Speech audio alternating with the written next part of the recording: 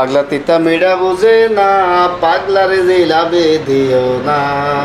এটি হচ্ছে সেই পাপিয়া আফু যিনি কিনা তার বক্তব্যে ক্ষিপ্ত কোটি প্রবাসী সেই বক্তব্যটি শুনবো এবং গুরুত্বপূর্ণ কিছু মন্তব্য করে যাবেন আফুর জন্য।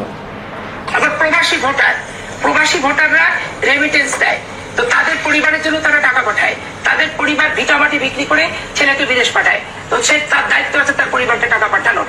তার জন্য বাংলাদেশের রাজনীতিতে অংশ দিতে হবে, ভোটার বানাতে হবে। কে বলছে? বাংলাদেশের সুখ দুঃখ একটা নিরাপদ জায়গা থেকে তারা প্রতিবাদ করে। আমাদের মতো রং পানি থেকে, রিমান্ড থেকে, লোহার রড থেকে থেতলা করা, জি লোহার রড থেতলা করে দিচ্ছে, আরও অনেক কিছু করতেছে। আপনারা শুনতেছেন যে লোহার রড না দিবে কেন? প্রবাসীরা তো আর আপনাদের মতো দেশ থেকে টাকা পাচার করে বিদেশে আরামায়েশ করতেছে না।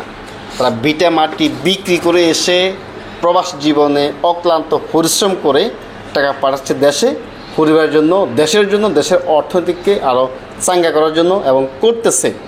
আচ্ছা, এদের এত অ্যালার্জি কোত্থেকে আসে যে কিছুদিন পর পর প্রবাসীদেরকে নিয়ে এদের চুলকানি বেড়ে যায়? আসুন আমরা পাপিয়া আপুর অতীত নিয়ে কিছু কথা বলি, বর্তমান নিয়ে কথা বলি। আর অবশ্যই আমরা দেখিয়ে দিতে হবে যে দল করি না কেন, প্রবাসীদের ক্ষেত্রে আমরা সর্বোচ্চ এক, প্রবাসীদের অধিকার আদায়ে আমরা এক, এবং প্রবাসীদের বিরুদ্ধে কেউ মন্তব্য করলে তাদেরকে আমরা দাঁত ভাঙা জবাব দিতে বিন্দুমাত্র দ্বিধাবোধ করি না।